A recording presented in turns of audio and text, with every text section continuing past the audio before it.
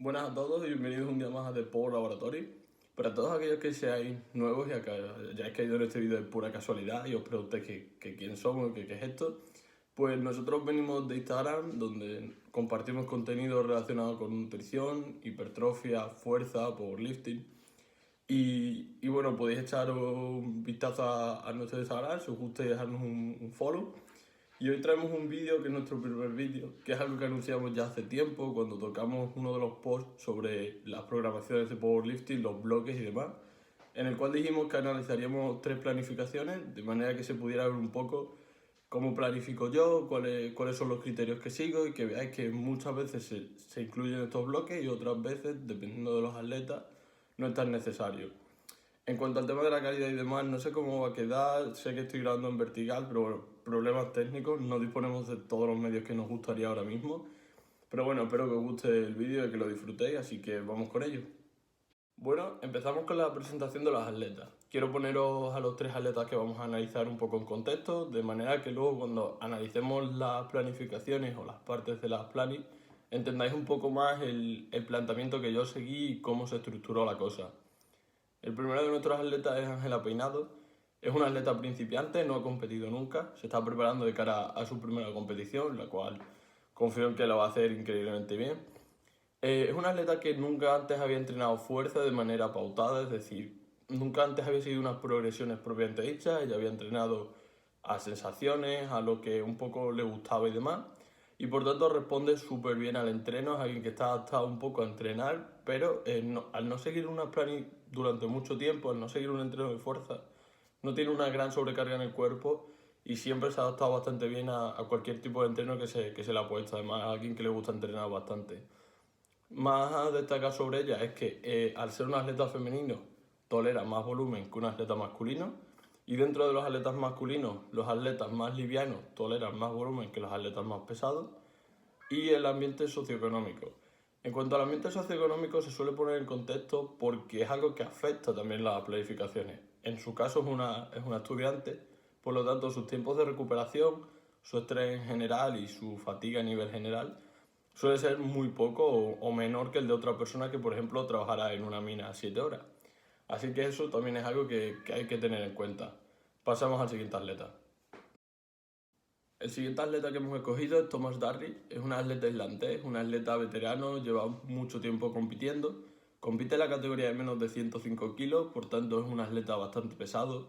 Al llevar mucho tiempo entrenando y desde sus inicios ya enfocado bastante en la fuerza, es un atleta que responde súper bien a las cargas puestas, pero sí que no responde tan bien, por ejemplo, a la selección de los ejercicios, aunque aún así todo tiene bastante adaptación. En cuanto a su perfil socioeconómico, es un atleta que trabaja en un gimnasio, por tanto es perfecto para levantar, ya que dispone del tiempo que requiera para realizar los entrenos. Es un trabajo que no le fatiga mucho, no le acumula mucha fatiga y puede realizar todas las comidas que requiere, tanto dentro del gimnasio como luego en casa, porque dispone del tiempo. Así que es un atleta que tendrá un tipo de preparación bastante diferente al de Ángela, por ejemplo. Y pasamos a nuestro último atleta. Y por último tenemos a Harry Reeve. Es un atleta inglés que vive también en Islandia. Es un atleta intermedio, lleva 3 años compitiendo. Compite en la categoría de menos de 84 kilos, la cual le viene bastante bien en cuanto a su número de comidas que tiene que realizar al día, como a la altura que él tiene. En cuanto a su previa progresión de fuerza y demás, es alguien que empezó en halterofilia, por lo tanto tiene las bases muy asentadas, sobre todo bases técnicas en cuanto a sentadillas y responde bastante bien tanto a intensidades como a selección de ejercicios de momento.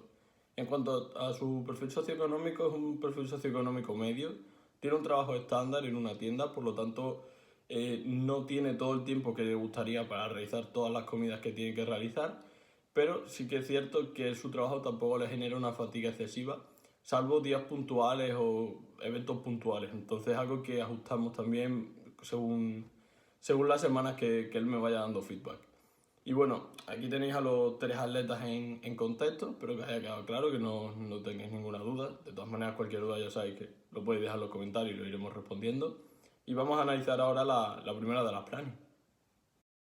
Bueno, empezamos por Ángela y con Ángela utilicé un método por bloque y un método por bloques que yo suelo utilizar mucho con los novatos, que es unir el picking y el tapering. Normalmente la fase del tapering suele ser la fase más de descarga y más de preparación para la competición, pero ella no tiene ninguna competición cerca y al ser alguien que todavía no sabemos cómo va a responder mucho, tanto a a intensidades altas durante muchas semanas como a descargas grandes, decidí juntarlas, hacer un mix de manera que la progresión que traía de picking se metiera dentro de las de tapering, pero fuera una especie de preparación, o sea, de programación ondulante, en la cual tuviera semanas muy pesadas siguiendo la preparación, o sea, siguiendo la progresión de picking, y semanas más livianas dándolas como semanas de descarga o de mantenimiento para mantener la forma y no acumular mucha carga de trabajo de cara a la toma de marca.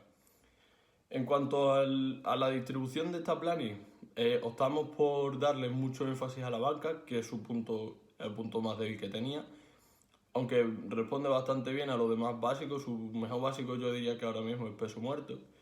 Y por tanto, bueno, pues dimos eso, F2 de banca y F1 de los demás básicos, aunque sí que tocamos más frecuencia en bloques anteriores.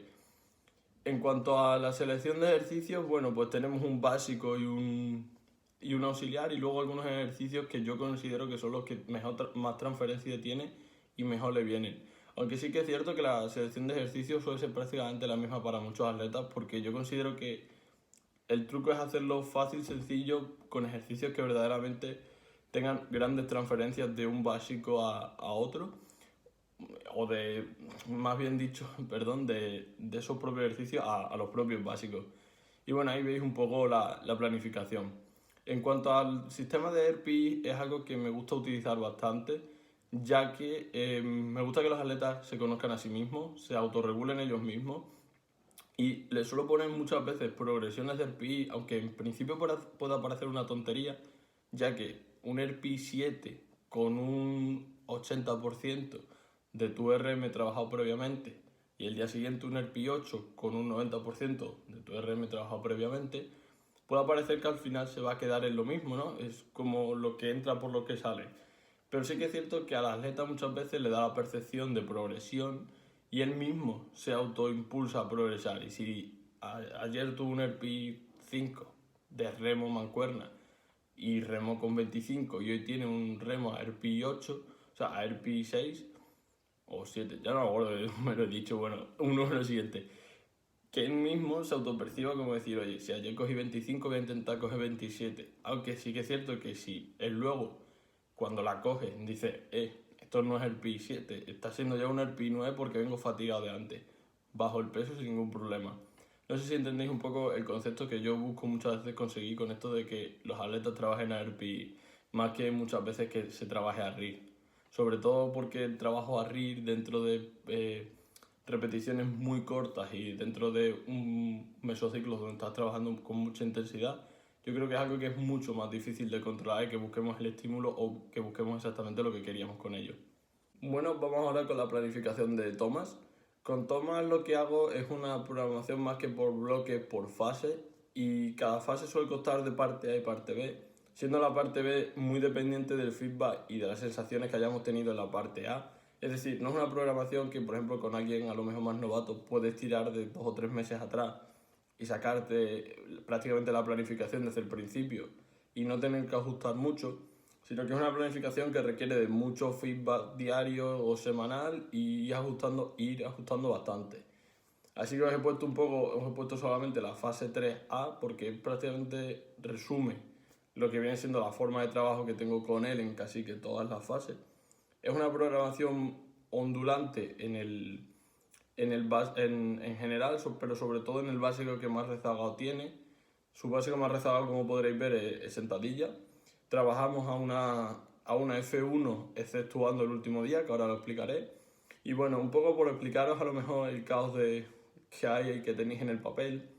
La semana 1 de sentadilla tendría una sentadilla más suave en la cual tocaríamos ejercicios más accesorios, como podría ser como es la Safety Bar y la 1 y un cuarto squat, que son ejercicios muy auxiliares. Y la semana 2 quitaríamos esos ejercicios auxiliares y tocaría la sentadilla propiamente dicha en una doble. una doble sesión, por así decirlo, ¿no? En la cual haría primero un 1×3 con 250 y luego haría un 3×7 con 205.